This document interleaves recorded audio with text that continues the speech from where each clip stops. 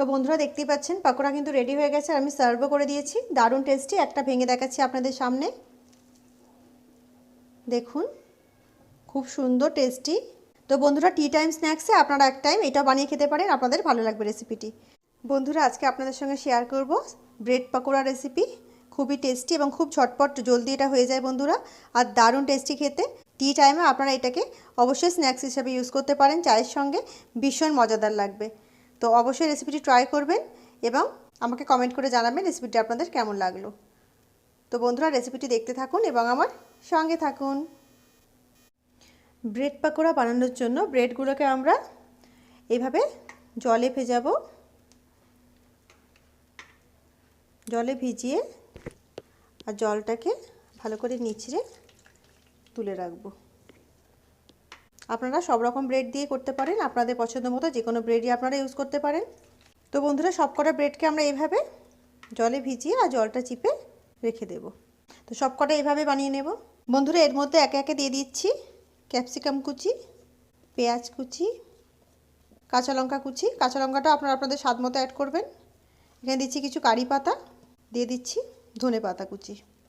বন্ধুরা দিয়ে দিচ্ছি স্বাদ মতো লবণ। এতে আমি হাফ চামচ মতো ভাজা মশলা ইউজ করছি। গরম মশলা, ধনে, জিরে রোস্ট করে আর ভেজে পাউডার বানিয়ে নিয়েছিলাম, সেটাকে দিয়ে দিলাম হাফ চামচ মতো।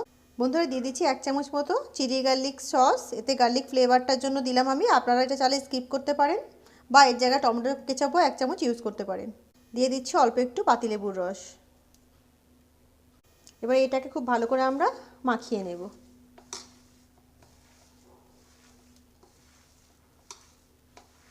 তো বন্ধুরা এটাকে খুব ভালো করে মাখিয়ে নিয়েছি। এবার এর থেকে আমরা একটু ছোট ছোট করে বলস নিয়ে আর এটাকে আমরা পাকোড়ার শেপ দিয়ে নেব। আপনাদের যেমন খুশি আপনারা সেই রকম শেপের বানাতে পারেন। হাতে একটু অয়েল লাগিয়ে নিতে পারেন, তাতে হাতের সঙ্গে এটা চুপকাবে না। তো আপনাদের যেমন খুশি আপনারা সেই রকম পাকোড়া শেপ দিয়ে নেবেন। তো বন্ধুরা এইভাবে সব কটাকে আমরা বানিয়ে নেব। বন্ধুরা আমি এখানে বড় সাইজের 5 পিস ব্রেড ইউজ করেছিলাম, আর সেটা দিয়ে আমি 10 পিস এখানে পাকোড়া বানিয়ে নিয়েছি। তো দেখুন বেশ অনেকগুলোই হয়েছে। তো চলুন এগুলোকে ফ্রাই করে নিই। বন্ধুরা পাকোড়াগুলো ফ্রাই করার জন্য আমি এখানে সাদা তেল গরম করে নিয়েছি। এবারে একে একে পাকোড়াগুলো আমরা দিয়ে দেব। মিডিয়াম ফ্লেমে পাকোড়াগুলো ফ্রাই করতে হয় বন্ধুরা। মিডিয়াম ফ্লেমে ফ্রাই করবেন আর দেওয়ার সাথে সাথে উল্টাতে যাবেন না, কিছুক্ষণ হতে দেবেন, তারপরে পাকোড়াগুলো উল্টাবেন। উল্টে দিচ্ছি।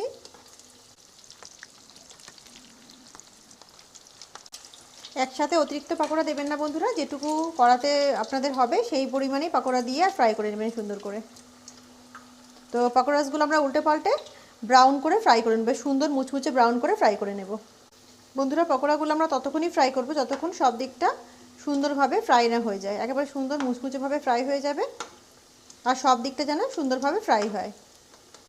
তো বন্ধুরা দেখুন পকোড়াগুলো সব দিকে সুন্দরভাবে উল্টে পাল্টে ফ্রাই করে নিয়ে এসেছি আর ব্রাউন কালার হয়ে গেছে। পকোড়াগুলো একদম সুন্দরভাবে ফ্রাই করে নিয়েছি। তুলে নেব এগুলোকে। এরকম সুন্দর ব্রাউন ব্রাউন করে ফ্রাই করে নেবেন। বাকি পকোড়াগুলো আমরা একইভাবে ফ্রাই করে নেব।